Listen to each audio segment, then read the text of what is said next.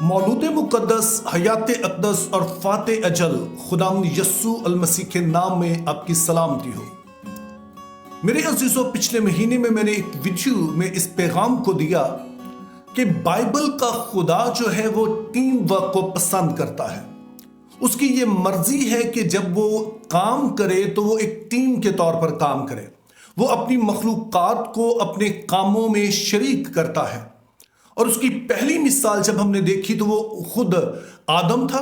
जब खुदा ने आदम को बनाया तो अपनी शबीह पर बनाया और उसकी वजह बताई ताकि वो ज़मीन पर सारी जो चीज़ें हैं उन पर हुक्मरानी करे, उन पर वो इख्तियार रखे। सो आइडिया ये था कि वो खुदा के वायसराय के तौर पर, वो खुदा के नायब के तौर पर ज़मीन पर जो है वो हुक्मरानी करे। और ना सिर्फ हमने वहीं पर देखा बल्कि हमने पूरी बाइबल में इस बात का इजहार देखा कि जब भी खुदा दुनिया में कुछ करना चाहता है तो वो अपने लोगों के वसीले से करता है। ज़बूर 115 उसकी 16 आयत में है कि आसमान तो खुदावंद का आसमान है लेकिन ज़मीन उसने बनी आदम को दी है। सो आइडिया यह है कि ज़मीन पर खुदा ने जो कुछ भी करना है ये उसकी मर्जी है कि वो अब इंसानों के वसीले करे।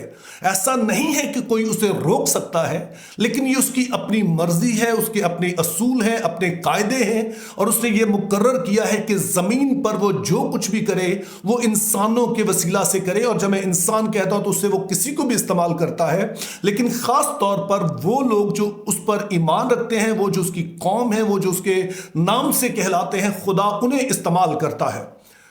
तो खुदा का एक जो बड़ा काम है जो खुदा दुनिया में करना चाहता है कि वो इंसानों के दिलों पर अपनी हुक्मरानी को कायम करे, यानी लोग खुदा के इख्तियार को तस्लीम करें।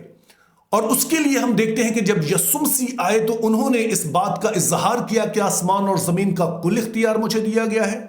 और उन्होंने अपने लोगों को भेजा कि ज़मीन पर वो जो है वो इस बात का पैगाम दे कि लोग खुदा की बादशाही में आ सकें। तो हम खुदा के इस काम में कई तरीके से शामिल होते हैं। बाज़ लोग हैं जिनको खुदा ने फुल टाइम बुला रखा है, खुदा उनको भेजता है, वो इवेंजलिज्म के ज़रिए से या किसी भी तरह से वो जो है वो लोगों को खुदा की बादशाही में लाते हैं। बहुत सारे लोग हैं जो अपने रुपए पैसे से कि वो इस सारी खिदमत में अपना रुपया पैसा डालते हैं। लेकिन एक ज़रिया जो खुदा ने बनाया है वो दुआ है। जब आप दुआ रुबानी आप पढ़ते हैं तो उसमें आप कहते हैं कि तेरी बादशाही आए, जहां पर हम बाकी कई तरह से खुदा के कामों में शरीक होते हैं। दुआ एक जरिया है कि जिसके वसीला से हम खुदा को दावत देते हैं कि खुदा इस दुनिया में काम करे। जैसे मैंने कहा कि खुदा बराह रास्त भी काम कर सकता है, लेकिन जैसे उसने हमें इवेंजलिज्म के लिए भेजा, जैसे उसने दीगर कामों के लिए हमें भेजा कि हम इंसान जाकर ये करें, उसी तरह से एक जरिया है कि जब हम खुदा को दावत देते हैं, जब हम कहते हैं तेरी बादशाही आए, तो हम कह रहे होते हैं कि खुदावंद जितनी भी एफर्ट्स हो रही हैं लोगों को तेरी बादशाही में लाने के लिए, खुदावंद तो उन सारी एफर्ट्स को जो है वो बाइसे बरकत बना।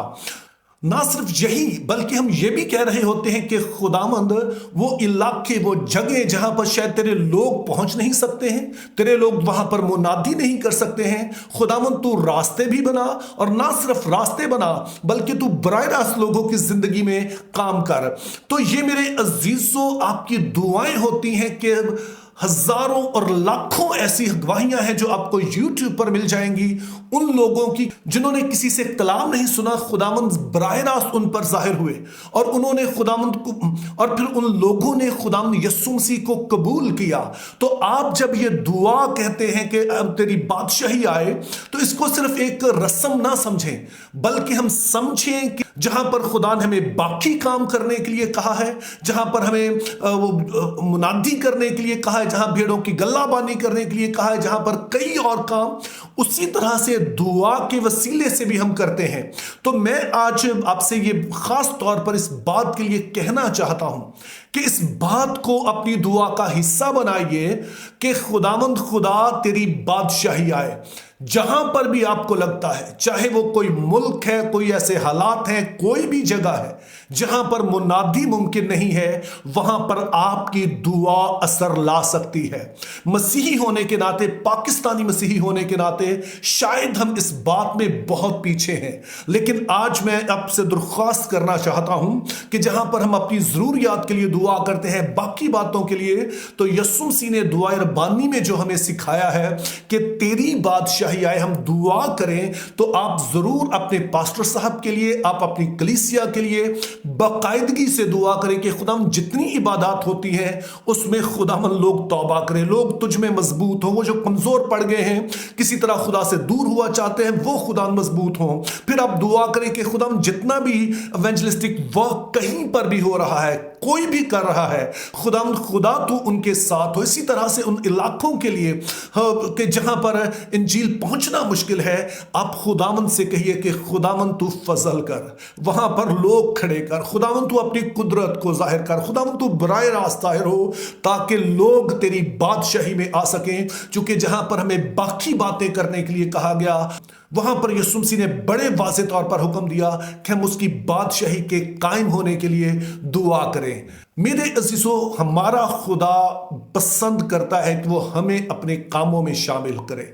जहां पर आप बाकी जरिए से खुदा के कामों में शरीक हो रहे हैं, आप अपनी दुआ से भी उसके काम में शरीक हों। इसको माइनर मत समझिए, इसको हल्का मत समझिए। शायद आपको पता नहीं होगा कि आपकी दुआओं से क्या हो रहा है, लेकिन मेरा यकीन है कि जब हम आसमान पर जाएंगे तो हम वहां पर देखेंगे कि शायद बहुत सारे लोग हमारी ही दुआ से, वो जो हम घरों में बैठ के कर रहे हैं, खुदावन के पास आए और फिर हम सदा खुदावन के साथ मिलकर शादमान होंगे कि हम खुदा के कामों में शरीक हुए और खुदा ने उनको बारआवर बनाया और हमें ये खुशी दी कि हम उसके कामों में शामिल होकर बहुत सारों को इस गुनाह से बचा सकें, उन्हें जहन्नुम की आग से बचा सकें, बहुत सारों को तारीकी से निकालने का सबब बन सके, बहुत सारों को मसीह के पास लाने का सबब बन सके, बहुत सारों की नजात का बायस बन सके।